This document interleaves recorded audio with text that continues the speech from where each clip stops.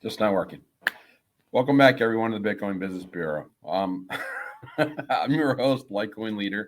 I'm all out of whack. I can't snap. I'm in Oregon. I'm in Divvy Daddy's. The Bitcoin sign's right behind me. I'm in Divvy Daddy's office. There's lots going on.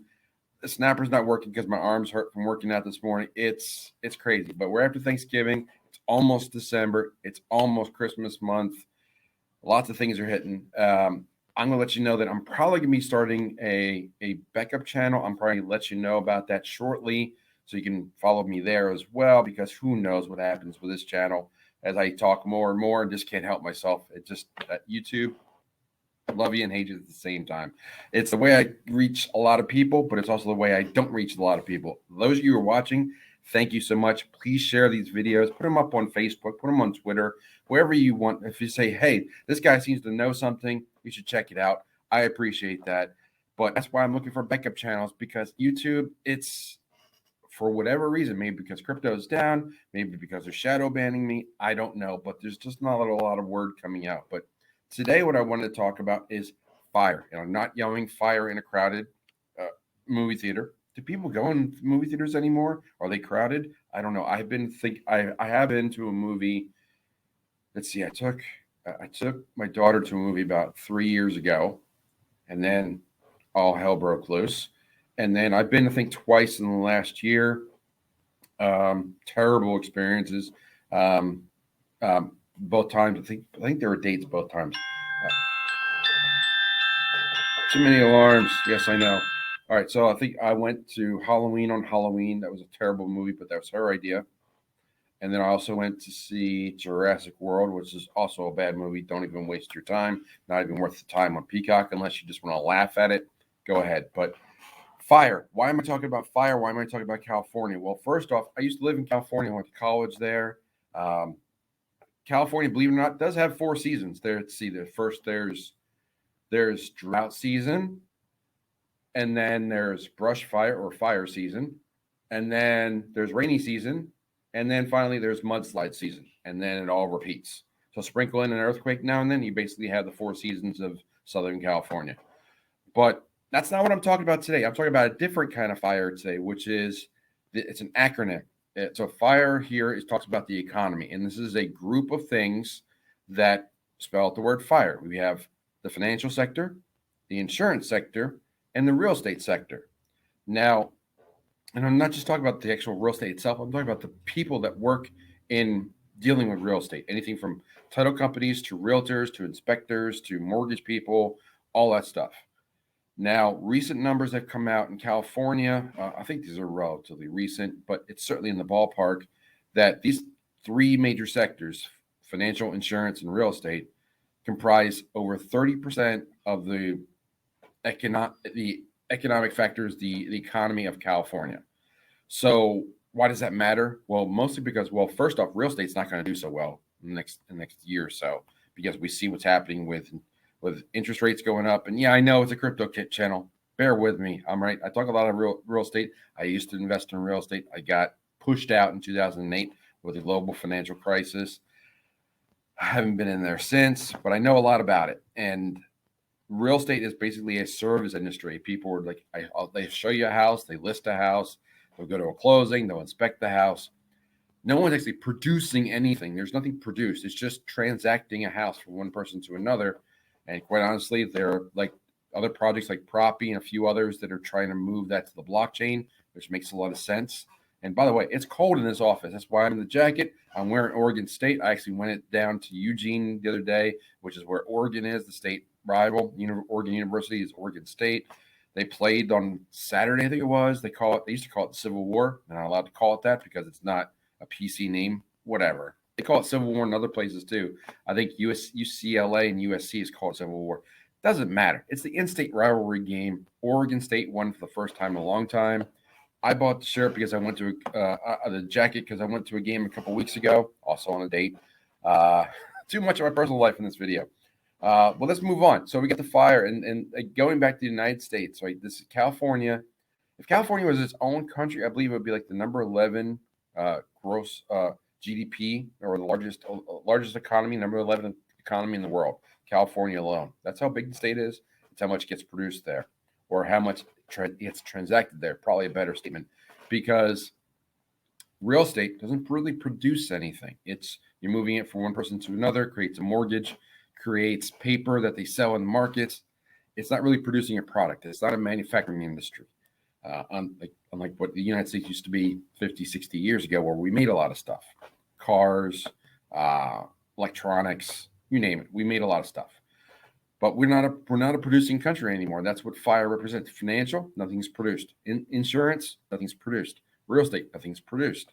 So if these sectors are hurting, it's reflective of the entire economy. Also, there's no self-correction method. You can't make more real estate. You can't make more insurance. You can't make more financial stuff. So it's bad. It's really bad that it's so much. That this shows that the United States has moved so far from a manufacturer and producer all the way over to a service industry, and they don't make tangible things. So that's why, made in China was the joke 30, 40 years ago. Everything was made in Taiwan or China, because we outsourced everything and pushed it all to the other countries, mostly because our labor rates were so high in the United States.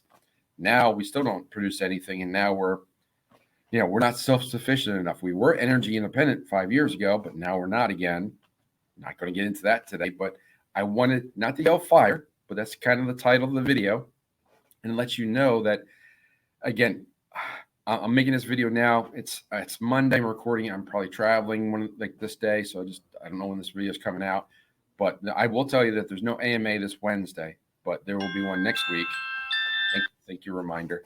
But there's lots going on. There's lots of things going on. I want to get this video out this week because there's so much going on, and you have to understand where the economy is heading. And also, I'm going to share a lot of I'm going to share the Economic Preppers, the new YouTube channel, the Rumble channel, and the BitChute channel, all for that broadcast. We made our first 1 hour show. It was myself, Divvy Daddy, this guy, and Dylan, DeFi Dylan. All three of us did Economic Preppers. If you don't know about Economic Preppers, please go to economicpreppers.com. We will be holding another event in January in basically the Milwaukee area. And one of our members is helping us with an event there. Looking at doing another one in May, maybe do something in between. Who knows between the plan? There's so much to go on. We have to keep things moving. We also have to keep things rolling. And what we're doing, it's a lot of moving parts. We're trying to stay on top of things too. But I wanted to make this video today to let you know that look at industries that aren't producing stuff and how big of a component that is to the United States. Like it's not like we're like Home Depot sells stuff. Right? Walmart sells stuff, but where's the stuff made, right? Home Depot may sell wood that's made here in Oregon, which is great. So there's it's a U.S. based product. Insurance is not really a product. It's called a product, but it's not a tangible product. Same for the real estate industry service. It's a service industry. They're not making more houses as part of that sector. That is the construction sector. So keep in mind how level the playing field is. We've tilted all the way from a manufacturer like 60 years ago. Now we're over in the service industry, and that really hurts when you don't have the control of. You can't produce more things. You can't cut costs. You can't. It's very difficult, and it hurts the economy because we're so dependent on other countries for manufactured goods now. So keep that in mind as you look at things and things going up. You'll see the prices are going to go down in December. You're going to see Black Friday. I don't think was a very good Black Friday. I didn't hear much about like people rushing to stores to catch deals, mostly because people don't have a lot of liquidity. They don't have a lot of extra cash. Imagine that with inflation going up and going crazy. And every time you go to the grocery store, either you can't find what you want or whatever you find is cost way too much. Now, I'll throw this one thing out there because I don't know what other video I'm going to put it in, but I saw over this weekend, the holiday weekend, I think the present administration said that Thanksgiving dinner costs about $67 for a family for 10 people. Now, I don't know about you, but I couldn't buy 10 Happy Meals for 10 people right now. Not that I'd ever buy Happy Meals from McDonald's. That's a different topic altogether. That's for you, Patrick and Tom. But we're not going to go down that rabbit hole. But there's no way you can do a family of 10 Thanksgiving meal for under $70. You couldn't even get the turkey for that. I don't even know how you would. So everything with a grain of salt that you read, but keep in mind the service sectors. And if you see the acronym FIRE for the economy in California, when I used to do real estate, we always said as California goes, the rest of the country goes 6 months later. So if California is supposed to have problems with their service industries, it will ripple across the country within 6 months or less, and everybody will feel the pain. So look for real estate issues, look for insurance issues, look for financial issues in all those sectors. If they start having layoffs, and we've already seen them in Zillow, and we've seen companies in December and November laying off people that normally are doing great in this time of year. Amazon, FedEx, UPS, Target. So it's going to be rough out there. So we're going to see a lot of people hoarding their cash, hoarding their income as best as they can, and just trying to make ends meet until things hopefully get better. Hopefully something breaks. Maybe it's that case I talked about yesterday. I'll try to link that up here, but if not, find the video from yesterday. It's a very interesting video about what's happening at the Supreme Court. Check that out.